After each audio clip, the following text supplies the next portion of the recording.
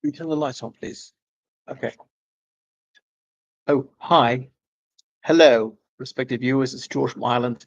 So welcome back to my channel. So commenting on what J D Vance said about Kamala Harris several years ago, long before he knew it was likely he's going to be a vice presidential candidate, and indeed what President Trump has said about Vice President Harris in recent days.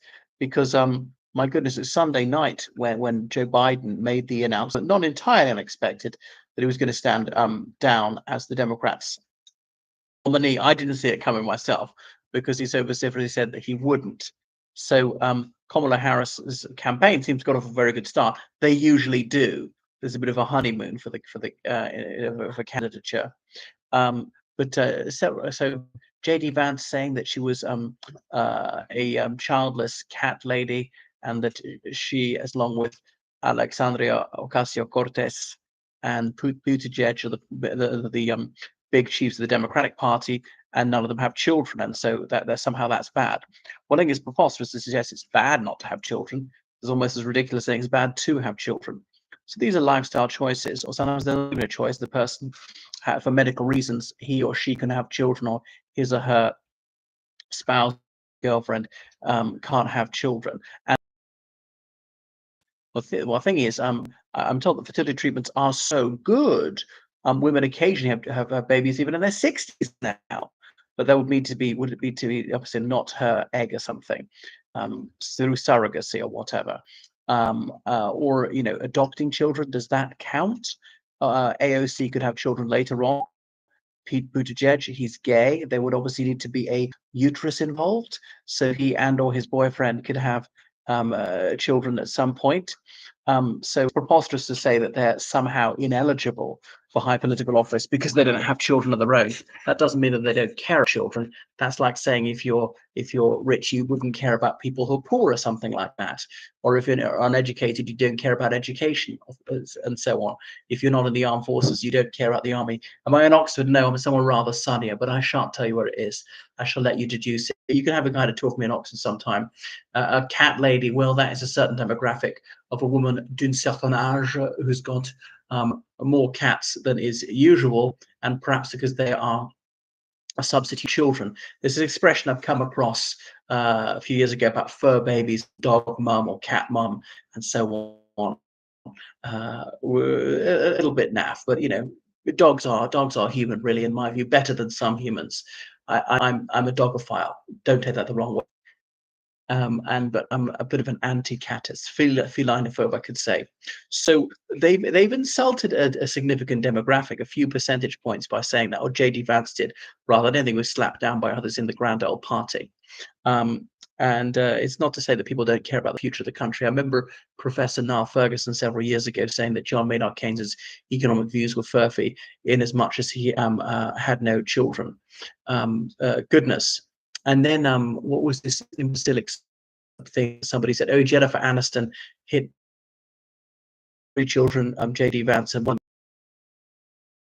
was able to have children someday. She made it weird." And by the way, it's a completely respectable lifestyle choice. Not everyone's cut out to be a parent.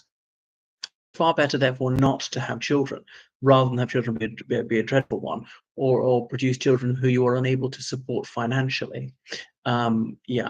Okay. So other things. It's all about sure the right person with whom you wish for the first time. So she might have wanted to have children when she was sure she was financially secure. Obviously, she's a highly successful lawyer, so had plenty of money. Selfish to say I don't want children because they take up my time and my money. Some people view it that way. I don't. But anyway, they were quite natalist. Republicans voted. There has been a study of this decades ago. If both your parents strongly support the same political party, chance that you will also support that party, even if you support it weakly rather than strongly. Well, no surprises there then. Trump, he fired off a broadside at Kamala Harris, saying she's a DEI hire. Was it diversity, equity, and inclusion hire? Well, I think it's nonsense to suggest that she is, and I'm against the racist policy of DEI. And one thing, diversity is definitely not about diversity. Race and religion doesn't matter. Opinion matters. Attitudinal differences matter. And what that's often about is about screening out divergent views. Okay, so any of those who would counter the prevailing leftist mind virus, no, no, no, no, they can't be hired. They're to be discriminated against. Is leftist McCarthyism, and so no one should be hired or fired or whatever, or not hired for these racist, sexist reasons called DEI. But Miss Harris, she now she doesn't make me warm to her. Find her an abrasive character. She comes across as too conceited, but she's definitely an educated person who's highly successful and got degrees from the top universities in the United States. Was obviously a lawyer. Was elected Attorney General of California. Fairly successful in that role. And she's a prosecutor against convicted criminal Donald Trump, a felon. 34 counts. Wow. I mean, he should be serving a lot of hard time, but sadly, I don't think he will. She's got more impressive than CV than Donald Trump. She hasn't failed like he has. She hasn't lied all the time. She did lie about Joe Biden's state, because clearly she knew his mind was in parlous condition. She was a concealer in chief. She worked with them up close every day. She must have seen the mental declension. He was mentally obtunded. So despite this impairment of mind, she pretended he was compos mentis. Well, he was not as clear as a bell as she continuously maintained. He lost his lucidity gradually over a few years, but she hasn't lied about anything else, so far as I know.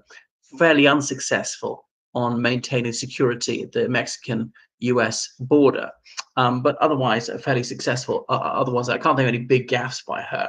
And so far better to qualify to be president than Donald Trump was in 2016. Donald Trump, who'd never held any political office, he'd never contested any political office, who was a bankrupt several times over, who was a massive loser, America's biggest loser. Well, that's what he is. So there are a few things that are wrong with Kamala Harris, but she's a far more honorable character than Donald Trump. She's a far more impressive operator than he is.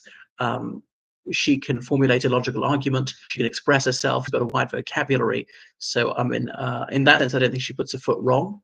So I think she's somewhat lacking geniality, but I don't doubt her competence, her mindedness, her understanding of the United States Constitution. The unconstitutionality of Trump's instincts is absolutely blatant. So it's actually quite frightening that he might get back into the White House, and I think he will. But there's a silver lining through the dark cloud shining. As I said, at least Trump is pro-life, and people say, but that's a state issue now. What's it got to do with the federal government? Well, it does. Obviously, the federal government can control Washington, D.C., and since Obama's time, it's not been allowed in Washington, D.C., and that saves some children, 90% of whom are African American. What else? In the United States military, the president could prevent it happening in the military. The US military wouldn't do this for their personnel, nor would they allow them any time off. That would save a lot of kids. Defunding organizations, abortionist organizations, and obviously there's that influence of that on the states. Not all the states are going to be led by that, but then appointing more judges who are going to uphold states' rights to protect its children. What will try to change to stay on after 2028? Oh my God, he may try to change the Constitution Amendment. It's very, very difficult to do. Remember, about 2/3 of both houses of Congress, legislators, 3/4 of the state legislatures, and that hasn't happened for over 30 years. It's only happened on 15 occasions. So I don't think he's going to manage that. It's a very, very high bar to clear deliberately. Right. So thank you for tuning in and watching my channel. Make sure you subscribe on Patreon, donate to PayPal, georgecallahan79@gmail.com. Goodbye.